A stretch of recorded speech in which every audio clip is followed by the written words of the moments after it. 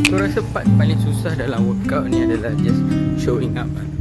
If you end up showing up for 365 days a year, then I think eventually you see the results, man. The hardest part is showing up.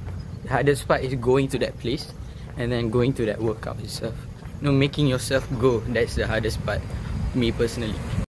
Dan lagi susah untuk show up bila tiba-tiba nak pergi gym, lepas tu hujan lah, tak guna betul. Ni tak apa, kita redah, kita bukan manja-manja. Let's go. Okay, sekarang dalam FTKEK, inside the vertical. Don't mind the barai. Bangunan lecturer. Dan ni koridor. Andai kata FTMK macam ni, best juga. Bangunan semua ada aircon lah. Okay, so 5 minit lagi nak sampai kompleks sukan. So aku nak pakai kuasa aku. Aku dah lama pendam. Bakat aku ni. So aku nak tunjuk bakat teleport aku. So tapi skrin akan hitam lepas tu aku akan muncul kat tempat yang aku nak pergi. So saat aku tunjuk.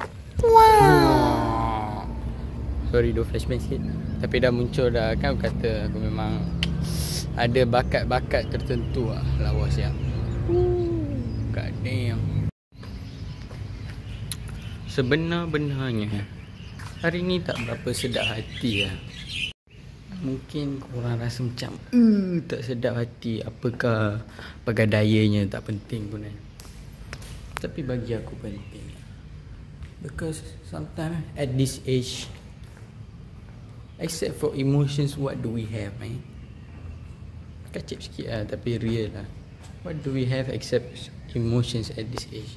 Everything to us are those emotions.